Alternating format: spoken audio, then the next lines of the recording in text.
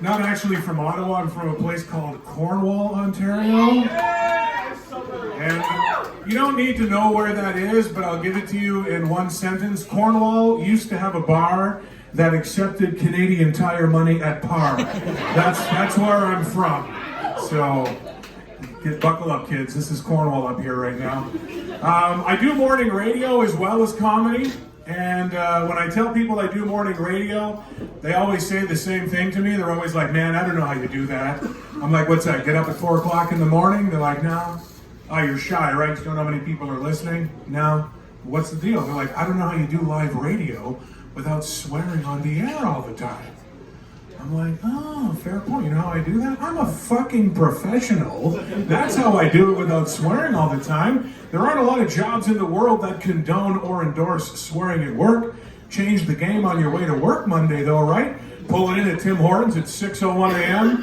Welcome to Tim Hortons. Can I take your fucking order? Medium dark roast with 2 cream. Would you like some fucking Timbits? Maybe a goddamn old-fashioned plain? What do you want, commission? Fuck no, just the coffee, please. Sir, it's camp day today. And for an extra $2, you can help send one of those little fuckers to camp. Oh, well, every little fucker deserves a holiday. Put me down for $10. Anybody else here have one of these fancy contraptions?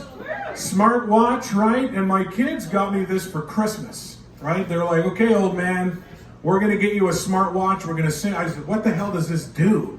And they're like, you're going to love it. Counts your steps, counts your calories, your heart rate. It'll send you motivating messages. You can link up with the family. We'll compete, see who's working harder. I was like, all right. So they sync it up to my phone. Day number 1, I get up in the morning to go to work. I brush my teeth.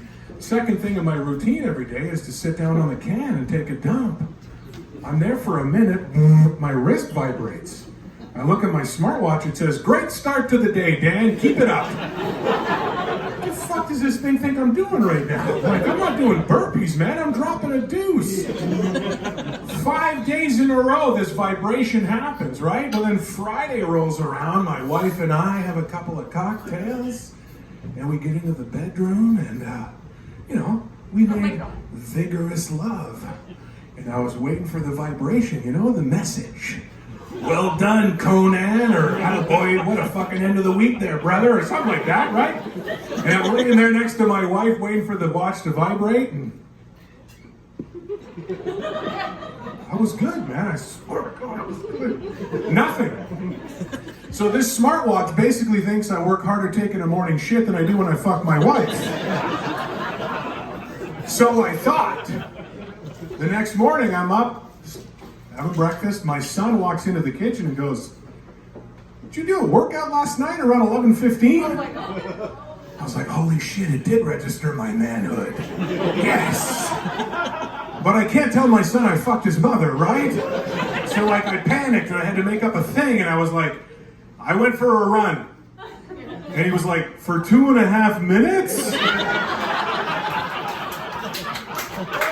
Right then and there, from the other room, my wife yells, yeah, your father's a sprinter nowadays. He hasn't been able to go distance for years.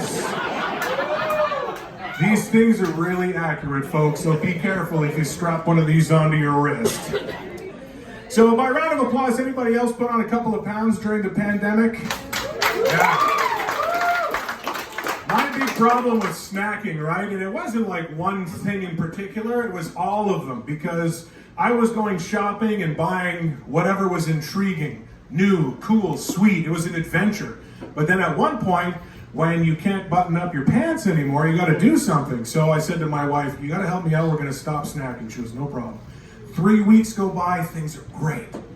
Week number 4, another successful trip to the grocery store. And then we get to the cash, and that's where they put the sale items, right? Nothing snacky in the cart. But on the shelf in front of me, it said, Poutine cookies. Look at this body type, folks. Do I leave poutine cookies anywhere? Fuck no. And I was like, not gonna do it. No snacking. But there was a little star on that box, and it said 9 calories per cookie. This is fucking health food now, right? So I grab the box, and my wife spins around and looks me square in the eye, and she goes, the hell do you think you're doing? I'm like, babe, it's 9 calories per cookie, it's fine. She goes, Dan, we're at PetSmart right now. I'm bilingual, folks, so I thought it was biscuit. Fuck, it was biscuits. I had dog treats in my hand. Full disclosure, they were fucking amazing. They were so good. And I've lost 3 pounds. Thank you very much. Now, Kyle off the top talked about the pandemic, right? Mental health was a really big thing. We had to talk about it. The more we talked about it, hopefully everyone did okay. We all dealt in our own way, though, right? Like, some of us spent more money at the LCBO than the grocery store on occasion. I fucking had you paid for that one for sure. And I'm not judging, because I've done it too, right? The kids come upstairs, they're like, Papa, what's for lunch? I'm like, I don't fucking know, but I got a 2 for $50 I got on sale in the fridge downstairs. Figure your shit out. But the thing is, I found a really old world method to deal with my mental health when I found things getting heavy, and it's aromatherapy. Not essential oils there, I'm not a fucking witch doctor. Candles. Anyone still burn candles here for therapeutic reasons? Make some noise if you're a candle burner. Just me? I'm the only. Is there some sort of fucking Halifax bylaw that no open flame in anyone's home here? So, I don't mind burning any kind of candle, right? Like, I can stand here, I'm comfortable in my masculinity, and I'll tell you, I will burn a vanilla candle. I'll burn strawberries and cream. I will burn lavender, man. I'm cool, whatever the hell's available. But Yankee Candles somewhere along the way decided we need to make candles just for men. And men didn't really ask, but they did it anyway. And they came out with man candles. The first one they came out with smelled like 2x4. Like, do I really want the smell of wood while I'm rubbing one out on my own? I don't fucking think so. That's some undue pressure, right? Why else does a man light a candle by himself? Trying to start a fire, you know? He's got one stick. And if you want to be a man, just burn a fucking 2x4. You don't need a candle to do it. They have another one called bacon. That one's good. I'm okay with that one. But my all-time favorite that they came out with is called Mantown. And you see, you all get quiet because you're all thinking the same thing. What the fuck does Mantown even smell like? Well, I have a theory, indulge me, right? So, like, it's been hot the last few days, so let's say it's 48 degrees with the Humidex. Mantown smell. You ever see a guy nonchalantly stand there and do this maneuver?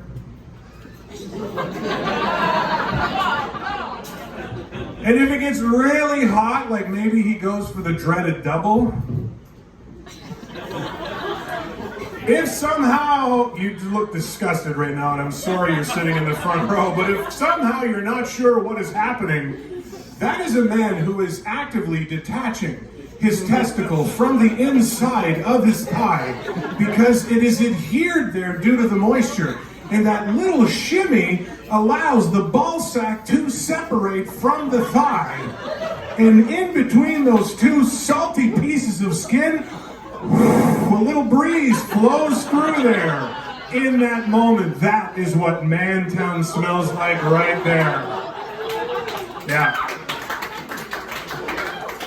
It's a little salty, a little on the musty side. If moist had an official name, it would be Mantown for sure. And they are available at Michael's if you're interested. My name is Dan Allaire. Thank you very much.